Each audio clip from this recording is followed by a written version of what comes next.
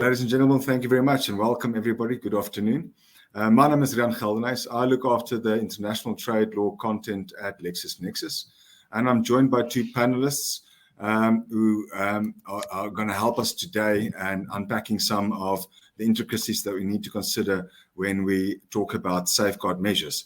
One of our panelists is already very well known to the people who have maybe joined us in previous webinars, as he's been part of all three in this introductory series. His name is Raheel Shahid, and he joins us from the Trade Remedies Authority of the United Kingdom, and he joined there as a lawyer in 2001.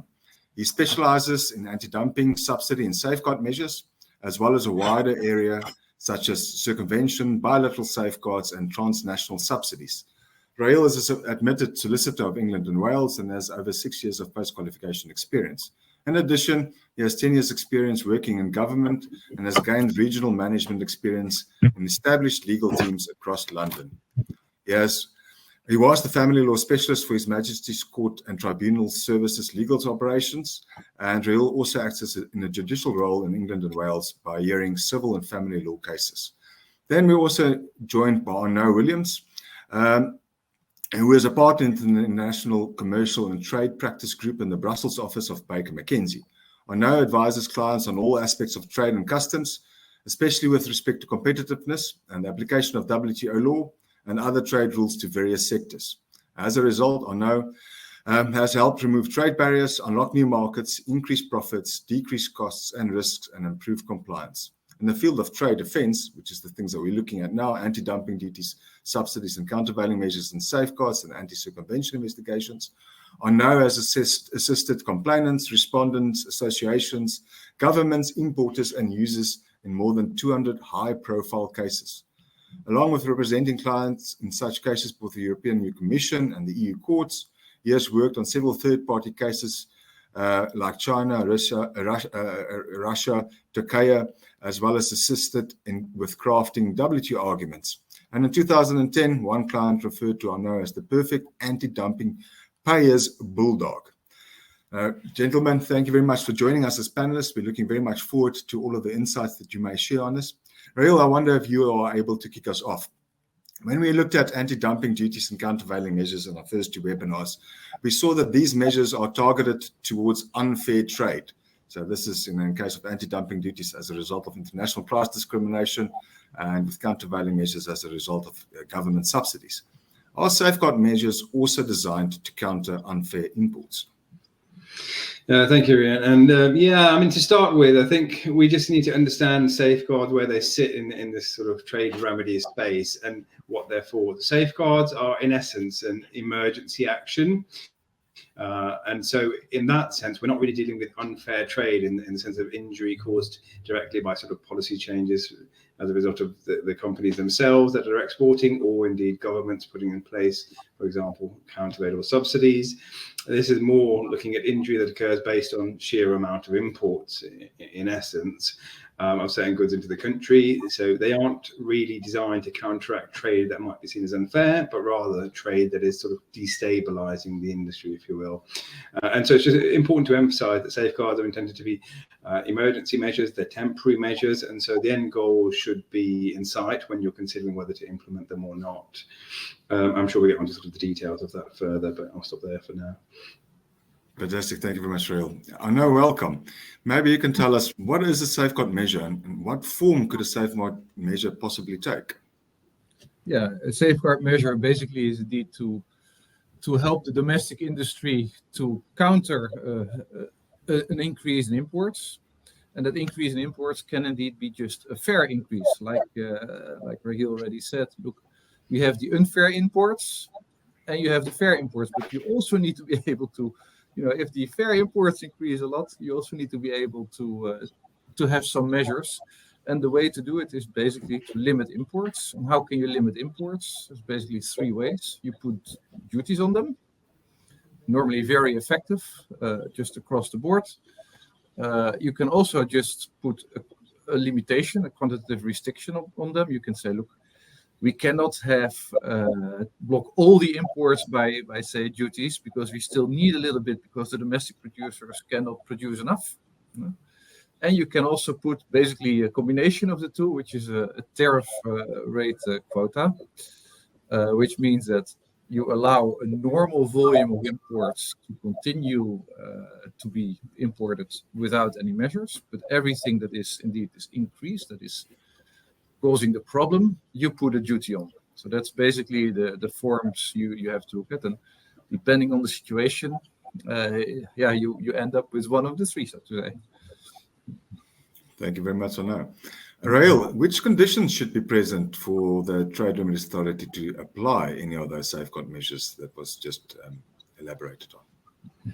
Well, at sort of a higher level, we'll mention them, and then I'm sure we can break them down one by one thereafter. But to start with, of course, we need to see this increase in imports and what's going on, and then we look at sort of what that means in terms of how is that import increase assessed. What does that mean? Is that as part of just more numbers of goods coming in, or is that in relation to something else we can come on to? Then, of course, we need to look at how that increase came about. So was it unforeseen? That's a key element that we'll again talk about shortly. I'm sure in that, what's the sort of pattern here? What's been happening for these imports before and after? We also need, of course, serious injury to a domestic industry, to domestic producers, and that could include a threat of injury as well. And there must be sort of causation elements to that injury, relating it to the imports and their increase. So those are the sort of basic elements, and I'm sure we might look at those in due course. Thank you very much, Rael. Now, if I can go over to you, what constitutes an increase in imports, and how would the domestic industry demonstrate such an increase in imports? Increase in imports. Well, in a way, it sounds very simple. So you have at first there were 10 units or 10 tons that were imported, and later there are 20 tons.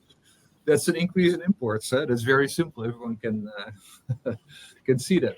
But that would be too simple, because you also have to look basically at the situation of the domestic industry, domestic UK producers, because that is the group you want to protect here. And if they have, let's say, a decrease in production volume, you can also relate the imports to that decrease in production volume. So even basically if there is a decrease in imports relative to the production of the UK producers, it can still be meaning an increase in imports, so to say. So that is also captured, or also counts basically as an increase in imports. And there's even some support at at WTO level for that in for instance the US Steel cases in US Steel safeguards end of the 90s last. Yeah, but okay, that's very technical. Thanks, Arno. So, when you're looking at this absolute increase and, relative increase vis-a-vis in the domestic production, is there a way that, an applicant might be able to manipulate the start and the end points in order to, then demonstrate this, alleged increase? Yeah. Yes. Yeah. I forgot to add to your previous question, basically, how do you demonstrate it? So you demonstrate it basically by coming up with your production, or with the production output in the UK. So any public sources tracking production is very useful. And of course, the normal import statistics. And you need those two. Market reports sometimes can also be a helpful supporter, but production data is very helpful. Now, and then the big question is, of course, when does the period start to count? And basically, I think, if you look back at the safeguard, the idea of the safeguard measures is to protect the domestic industry against an increase. So there is rather flexibility. The idea is to help the domestic industry if necessary. So there is some flexibility there. And can you really choose the point? Yeah, of course, there is always a certain flexibility when you take the starting date. Do you go 1 year back, or do you go 2 or 3 years back? And of course, depending on that level, you can find an increase easier or less easy, so to say. So there is some flexibility also on the authorities' side, I would say. And I know, while I've got you on that, typically, is this the, start to end point type of analysis, or is it really trends? So, if we, for instance, in your example, we start with 10 and we end with 20, but let's say in the middle we've got 50 or 200 or, even less than 10, how did the investigating authorities deal with that? Yeah, good point. So you have to explain all anomalies, so to say, or all the exceptions you need to explain. And then it depends what it is. It can be a crisis, or it can be that a certain raw material was not available or overly available, which explains an outlier, basically. And then you can basically go for the straight line. The how do you call that? There's an economic term for that, for the general increase, and then you can ignore basically the outlier up or above. So that is the easiest way. Fantastic. Thank you very much on that. Rael, earlier you mentioned one of the requirements or conditions that you need to adhere to is that the increase in imports rather must have been due as a result of unforeseen circumstances. You also alluded to the fact that you might have to talk about it later. So do you mind elaborating a little bit on that aspect? What constitutes this unforeseen circumstances? Absolutely. And to start with, as you both sort of outlined already, sometimes things can go up and down and move around. And so what you're looking at here is the overall picture. Of course, there's no sort of set criteria as to how a circumstance can be unforeseen. Of course, you're trying to prove a negative here. So it's extremely difficult is what I'd say to begin with, but there's a few kind of indicators here that might assist, and what you're kind of looking at is patterns. So the pattern of the sale across the spectrum of time that you're looking at demand along with that. So it's really understanding the industry and looking at how demand has changed for that good coming in. For example, demand could dramatically be lowered in certain jurisdictions, creating overcapacity in other areas, and that might be a driver for injury. And so you're just kind of following this pathway as to what's happening with the goods, and you're looking at a bigger picture as wide as you can. There's also, could be economic factors occurring in the world. There could be political crises happening that mean certain products might be, shifted in terms of their supply trains and supply lines. And so it's just a kind of wider look at what's happening at the economic level, macroeconomic level, to the goods in question and the industry impacted, really. As I said, there's no set rule to that, but as long as you kind of take the biggest picture you can and provide the information that you can, along with the change that might have happened, that's kind of the starting point. But, fantastic. Yeah. Thank you very much, Rael. Rael, you also mentioned something about injury there, and I know, as you know, it's one of the conditions that needs to be fulfilled, but it seems to be quite a bit more different. I mean, if you're looking at the other two safeguard measures, other two trade remedies, the anti-dumping duties and countervailing measures, now we only require material injury. This seems a little bit more onerous in the sense that what is required is serious injury. Now, what would be the difference? How do we demonstrate serious injury? Well, I think, oh, sorry, Arnold, do comment. No, it's okay. I don't. But the difference is in the semantics, indeed. Well, again, here I think the safeguard measures really concern all imports, not only targeted imports from one country or from a specific producer. It's really all the imports, and therefore the hurdle, and it's about fair imports, would be referred to a little bit earlier. And therefore, the hurdle to impose those safeguard measures, at least that's how you have to see it, I think, is slightly higher, because it's fair imports. So that's why they wanted it to be a heavier criterion than the anti-dumping and anti-subsidy parts, because that was unfair anyway. And this is fair. So they came up with a difference in terms. And if you then look at how that has been given body, so to say, serious injury is basically a significant overall impairment of the position of the domestic industry. That doesn't mean that all the factors like employment, investments, market share, prices, that they all have to go down. No, but it should be a serious one. It's not a 1 or 2% downward trend, but it should be 5 or 10%, depending a little bit on the industry, of course. And so I think that is how you have to see it. But it's also good to to realize, I think, that if you look at, because it is fair imports that you are targeting, you see that it is quite difficult for governments to do this right. So if you look at all the WTO cases to date on safeguard measures, I don't believe any safeguard measure has really survived the WTO challenge. So it shows how difficult it is to interpret all the provisions correctly. And of course, there is this drive, the good intention to indeed help the domestic producers that are in need, which is a valid point. That's why the law was designed at the end of the day. Thank you, Arno, for elaborating on that. Rael, we can also look at, other than causing serious injury, there could be that the increase in imports are threatening to cause serious injury to the domestic producers. So I've got a kind of two-part question. And the first one is, what would constitute the domestic injuries for those purposes? And then what constitutes, a threat to cause serious injury? Yeah, I mean, as we've already sort of indicated, there's this sort of absolute and relative increase of imports that we're looking at. And so what we're first looking at is, when considering the domestic producers, that absolute or relative increase has to be in relation, could be in relation to these domestic producers. So in terms of defining the domestic industry, it's similar to sort of dumping and subsidy in this case, where you're looking at the producer as a whole, of the sort of like or directly competitive goods, or sort of major proportion of those collectively.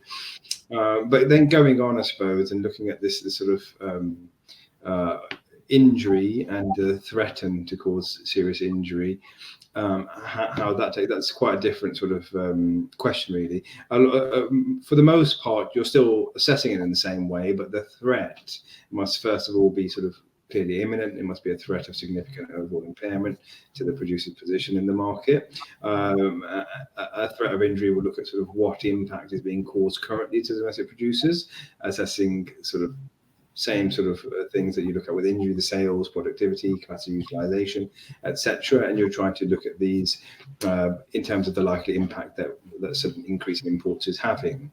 There's also a sort of need, I would say, in a threat of injury case, to kind of examine the specific circumstances of the industry more. Look at the individual producers. You're looking at sort of the time frame to determine injury, whether it's imminent or not, and that's obviously very likely to vary from sector to sector, and there might be specific circumstances for a specific single producer depending on where they sit in the market. Things like sort of long-term contracts might be an issue, and so you need to consider all of that, and that's kind of a bit more than when you're looking at the injury that's happened, I would say. So it's quite kind of more nuanced in sort of this case with domestic producers. Thank you, Rael. Yeah, so yeah, it seems to me that there's quite a lot of similarities with what we had in terms of dumping and subsidies, but also a little bit of variance and how it is that they do at least try to tackle the problem in terms of safeguards. I know anti-dumping duties and countervailing measures are opposed against countries from where the imports originate from, and you alluded earlier to this is against all imports because it's fair imports. But does one see differing levels of protection when a safeguard measure is imposed? Is this possible? Can you get these different levels of safeguard measures, or are there perhaps exemptions for perhaps some companies or countries that participated? Is this a possibility? Yeah. Well, like I said, the sky is the limit. But I think what you see in the traditional, the anti-dumping and anti-subsidy that you have referred to, it's indeed one country, and there you have a limited number of producers, and they often see this, what I see in practice, as some type of a competition even. So they try to be, if you have 5 producers in, say Thailand that are subject to an investigation, well, all the 5 can prove that they are not dumping or not being subsidized, but it's also a little bit of a competition because the one that gets the lowest duty rate probably can take over the market share of the others. So effectively, that may restore the level, the fairness of the trade, but it may not always affect the complete import volume, of course. If you look at safeguards, it's really meant to cover all imports. So origin seems less relevant, but there is a but. So in developing countries, they can or they should be excluded from safeguard measures, unless there are many developing countries that together are becoming a big force. I believe 9% or 10%. 9%, I think, is the threshold. So if a couple of developing countries together come to 9%, then you can still make them subject to safeguard measures. And then it becomes still important to indeed track the origin. And then the origin, also very important to realize. Most people look at the preferential origin, especially from developing countries. But for all trade measures, whether it's safeguards or dumping or subsidies, it's about the non-preferential or the economic origin. And those rules are different. So you need to check. You can really have a different preferential and a non-preferential origin of a product. So that's important to be aware of. So in other words, your trade partners could be treated differently under a safeguard measure vis-a-vis, all of the other, MFN members at the WTO. Yeah. Okay. Yep. Fantastic. Rael, tell me, in terms of applying to the UK Trade Remedies Authority, how would the domestic industry go about doing that?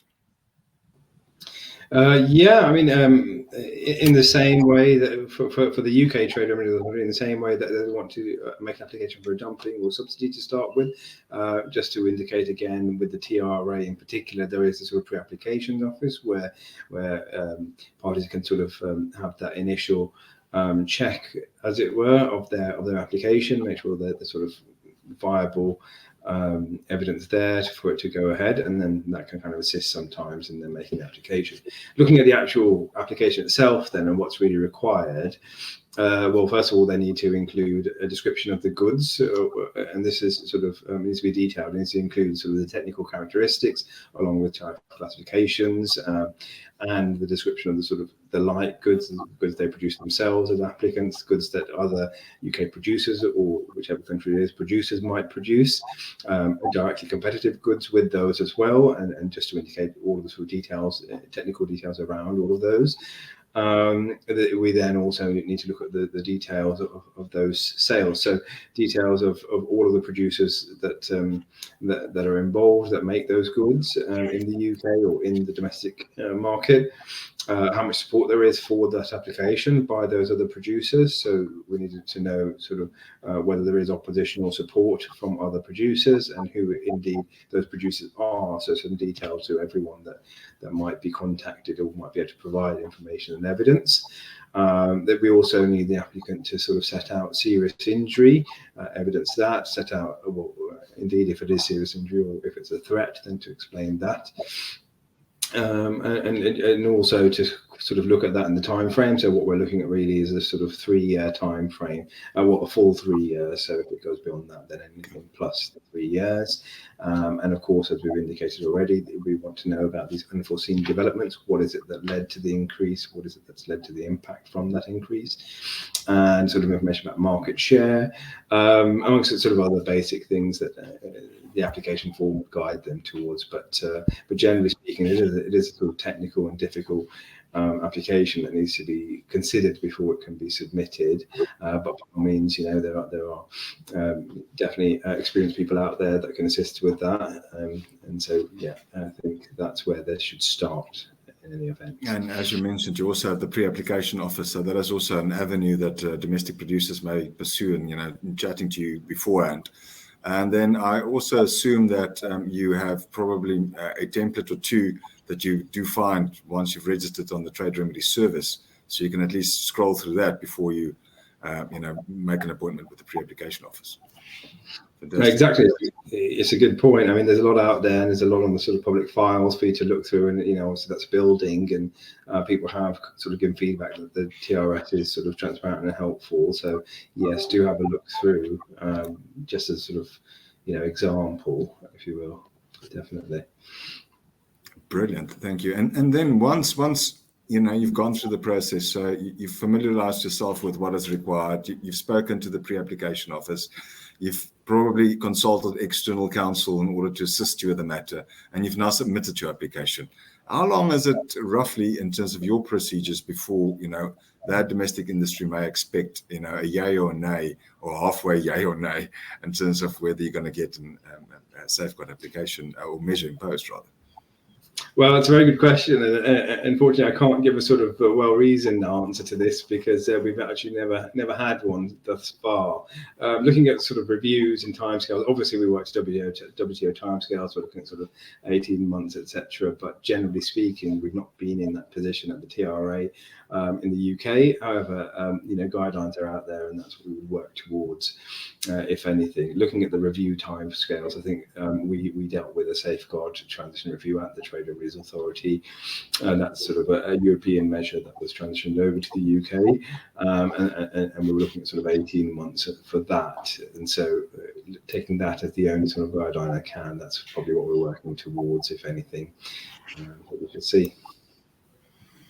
I know it seems to be quite a long time to be waiting, especially if you think that there should be a clear and imminent threat in the case of a threat or serious injury, and you're looking at it should be a sudden and sharp increase in imports coming into the market. Is there perhaps a possibility to at least get some relief while you're waiting for the process to be finalized? Yeah, it's also necessary indeed, because you don't want to sell out your domestic production too quickly, so to say. No, there is indeed the possibility to have basically provisional safeguard measures. They can kick in basically really fast. There are a couple of things to take into account, and there's I see over the world a little bit of difference in interpretation. You need to do your homework, so you need to, of course, find a reason that there is evidence of increased imports and there is some evidence of injury. But the question, of course, how heavy does this evidence need to be before you take provisional measures?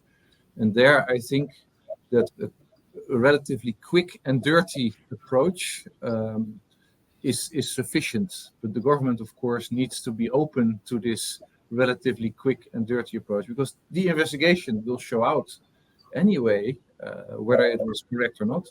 And if it's incorrect, if there is this decision not to impose definitive safeguard measures, they will give back the duties they have collected on the provisional. So I would say I would always urge the governments not to be too strict in this provisional application, because it's really needed in some cases. Definitely, if the final review takes 1 or up to 18 months, it's really a long time. So it's good to do it a bit faster. Those are always on the duties, and there is a maximum application time of 200 days, basically. So that's at least also an incentive for the government to go as fast as they can for the definitive findings. Thank you, Arno. Rael, in the 18 months, can you maybe take us through what are all of the various steps that the investigation goes through that it would take such a long time? Because the 18 months are calculated from the moment we submit an application, not from the moment we start thinking we've got a problem as domestic industry. Well, that's right, and clearly, a lot needs to be done, and though it seems like a long time, it actually goes quite quickly when you look at the amount of work that goes into this from all parties involved, I think. And so, of course, once the application has been submitted, you're looking at a sort of pre-initiation phase where the authority might consider the application, consider whether to initiate an investigation based on what the application says. Once that's happened, if it's a goer, as it were, we then get to initiation. So that's really a case of sort of registering it, notifying everyone, setting up the case so that there's a public file so that parties can input information, can register to the case. Obviously, you need to give parties time for that. It may not be that everyone knows about the case to begin with, and so once they're aware, they can then register, join the case. After that stage, it's a very much information gathering process for a while. You're looking at sort of the authority is going to be reaching out to parties to find out what they have to say about this, looking at the sort of in-depth and in detail figures and evidence relating to all the elements we've discussed so far. Once we've gathered all that information, then there comes the sort of verification stage, which again, as many people attest to, can be quite labour intensive. It can take a lot of time, a lot of effort from parties to have to show their working, show where they've come up with this information from, show their sort of history. It's almost like an audit, if you will. It's pretty intense. And of course, alongside that, as we've heard, there could be a preliminary decision being made, and so some work towards that will be produced, and so that would form part of a report that's sent out to parties to consider. After that, once all the sort of information gathering and verification has taken place, then the sort of decision making will happen. You'll get to what a sort of statement of facts, basically, or what the UK calls a SIFID, an SIFD document. It's basically a document setting out this is what the intended sort of recommendation or determination is going to be, and what that consists of. There'll be then time for parties to respond to that, to give their views. They'll then be considered, and for the UK specifically, then a final determination is made, which is kind of a recommendation, which goes to the government, to the Secretary of State, who will then consider that and make a decision off the back of that. Probably helpful also to indicate that once that 18 months is over, that doesn't necessarily mean the end of everything. Of course, there are things that go on thereafter, reviews and such, midterm sort of identification of issues, and then the expiry kind of situation as well. But for the 18 months, that's kind of where we are. Thank you, Raheel.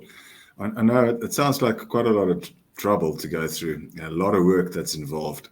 And, I think when we looked at anti-dumping duties and countervailing measures, the hard work, the payoff was at least that you get protection for 5 years, which you can, of course, renew for a further 5 years. And I think your colleague Brecht mentioned out that if we look at the data that we've got from the European Commission, on average, those kind of measures would be in place for at least 12 years. So that's a very good payoff. I mean, as a businessman wanting to reduce costs and be competitive, I can see the benefit in that. And let's sign me up on the dotted line immediately.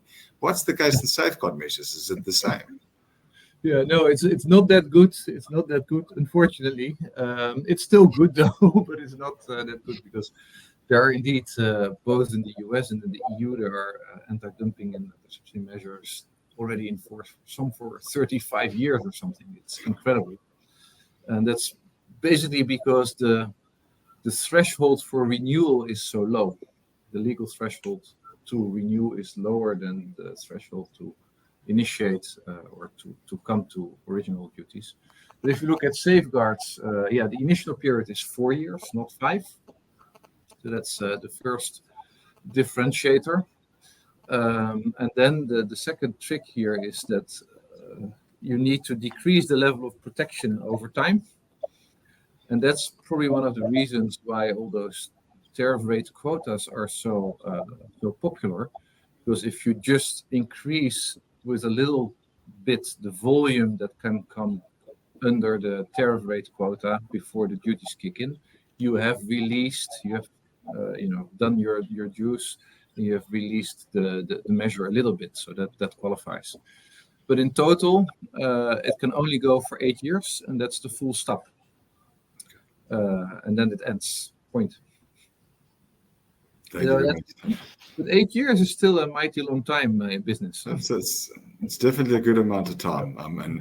I think a lot of people have this idea that safeguard duties are, first and foremost, you could be lucky and you could get protection in terms of provisional measures for 200 days. But then secondly, maybe you're lucky and it stays for 2 years. But 8 years, there's a very big difference between that and I think the general perception out there. Raheel, maybe one more question on my side. And how is it that the TRA goes about determining the level of protection that they're going to impose?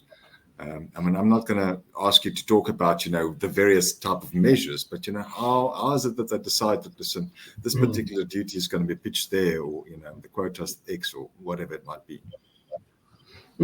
So generally speaking, well, in the UK, different to sort of many jurisdictions, and many also follow this path as well, that what you're looking at with the level of protection is that it shouldn't exceed what's necessary to remove the serious injury. So you're hitting that level, you work out what your serious injury is, and then that's where your protection should come in. It shouldn't really go beyond that.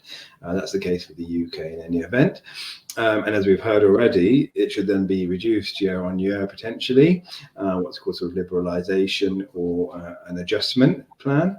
Obviously, it makes sense that this being a temporary measure, this being an emergency measure that's put in place, what we're looking at here is trying to sort of make these adjustments, make this change so that industry can adapt to what's going on. Obviously, if there's been a sudden increase or a significant sharp increase, then that's going to have an impact, but how do you adjust to that? And so the investigating authority needs to kind of determine that and look at it. And obviously what will at the TRA and what other investigating authorities will look at here is how that's balanced out. So what are the domestic producers actually doing to adjust here? Is there sort of new research and development initiatives? Are they sort of new technologies available to them that they're going to put in place that's going to mean that this level of measure might need to be reduced at a certain point? And so it's just looking at that landscape really and seeing how these domestic industry producers are going to adjust overall. Once you've got that, then you can kind of determine, well, this is the time frame that we've got to, as we've heard, 4 years to get this safeguard in place. Of course, that can be extended, as we've heard as well, but generally speaking, that's when your pace of liberalisation will work towards, saying that this is how we'll overcome that injury, giving time to those producers with the measure in place. It's definitely a temporary measure in that respect. 8 years is still a long time, but generally speaking, we just need to kind of see what's available to meet the issues that parties are faced with at that point.